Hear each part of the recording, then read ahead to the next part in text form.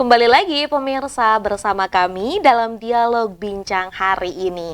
Dan tentunya nih kita masih membahas isu yang cukup panas ini terkait dengan pungutan liar bagi tenaga kerja yang ada di Provinsi Banten.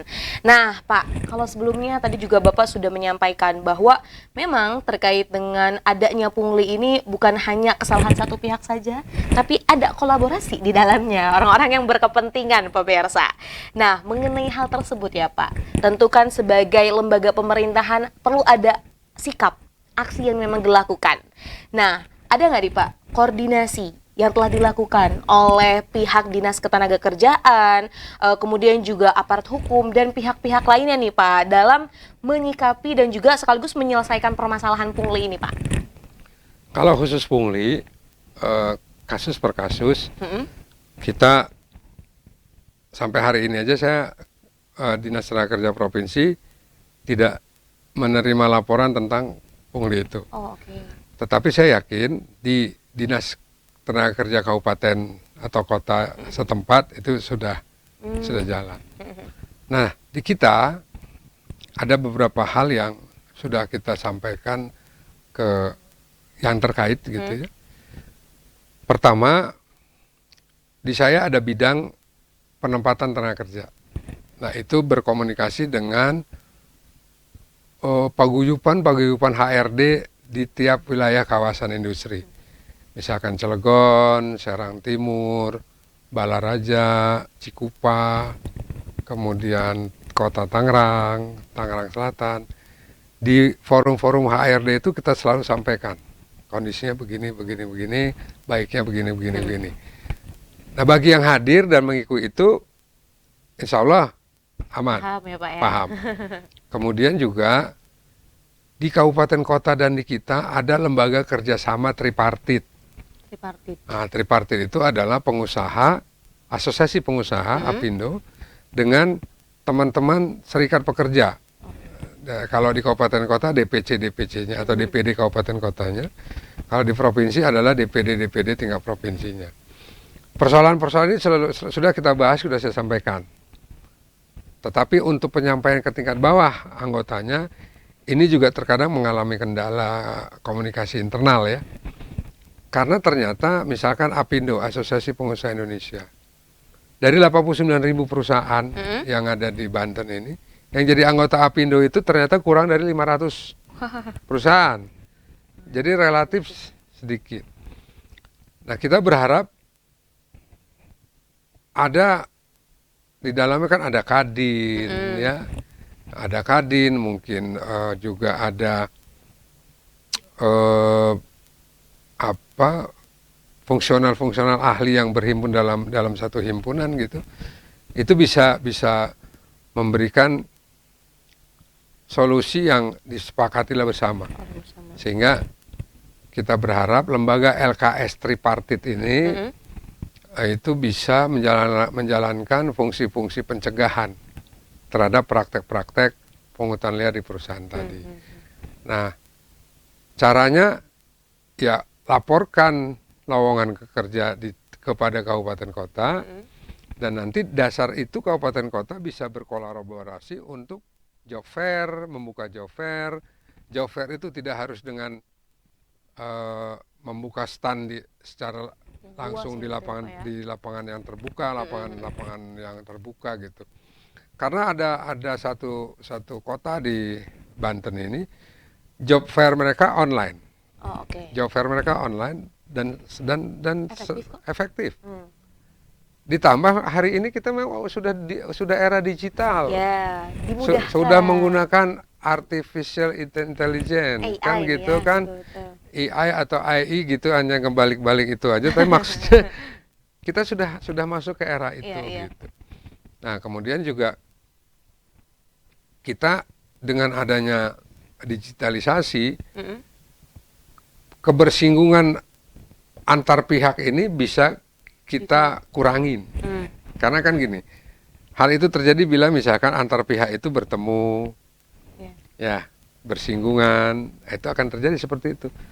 Tapi kalau ini dibuka secara digital dan online, memang resikonya banyak pihak yang akan merasa tersinggung, gitu kan ya. Masih ada aja ya Pak ya. Pasti ada aja lah.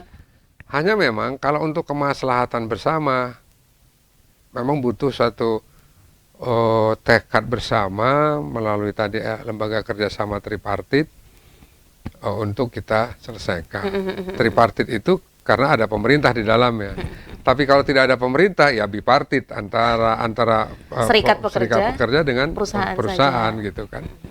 Nah, di pihak lain juga memang kita harus lakukan itu untuk menjaga iklim investasi di kita. Nah, itu dia yang paling penting ya Pak ya. ya. Karena terus terang aja, kita masih bersedih misalkan, saya tahun 2023 menerima laporan bahwa ada PHK hampir 15.000 orang.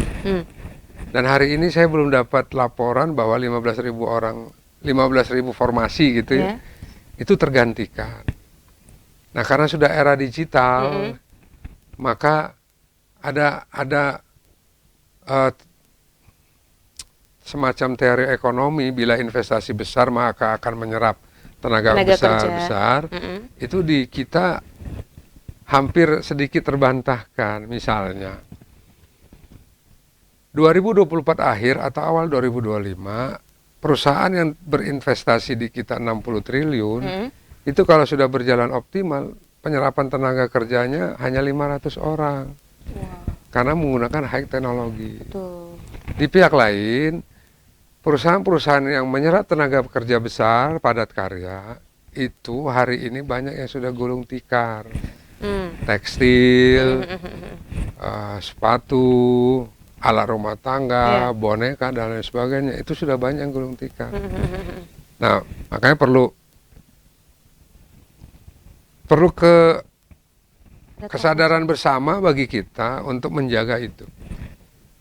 Karena peluang kita di Banten ini salah satunya adalah di Cileles saja itu 30.000 hektar apa gitu kawasan industri baru akan dibuka. Iya. Kemudian kita juga harus bersiap-siap dengan asosiasi-asosiasi yang ada, misalnya bagaimana pariwisata kita ini kita galakkan, tetapi penyiapan SDM-nya juga dilakukan di kita. Ya mohon maaf, saya belum lihat ada akademi pariwisata di seputaran kita sini gitu kan. Nah, adanya mungkin dari Jakarta dan dari Bandung atau sebagainya. Kemudian kita juga berharap perusahaan-perusahaan besar itu akan mendirikan politeknik-politeknik. Salah satunya di Cilegon itu perusahaan besar nasional ada politekniknya, kan begitu. Nah, di pihak lain juga kita berharap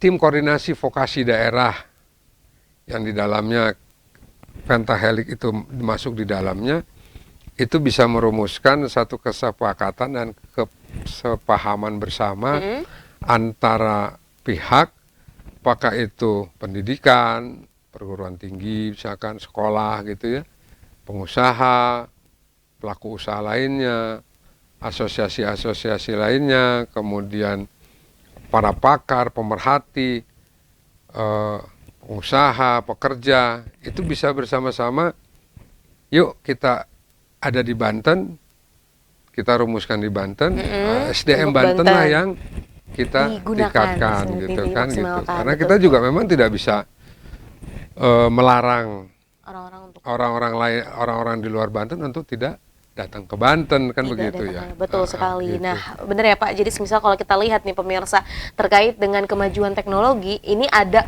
plus minus ya Pak sebenarnya. Ya tadi bisa memudahkan para pemilik perusahaan, bisa juga justru ini menyulitkan. Atau mungkin salah satunya tadi ada banyak sekali sekarang job fair tuh nggak usah harus dilakukan di lapangan terbuka, diikuti oleh banyak orang dengan stand-stand, tapi juga ini bisa melalui daring ya Pak ya. Ini juga kan akhirnya efektif waktu, lalu efektif tenaga juga Pak. Kita nggak capek-capek. Tapi tadi yang paling ini, mungkin ada nih pihak-pihak yang akhirnya gitu, wah hilang nih kerjaan saya.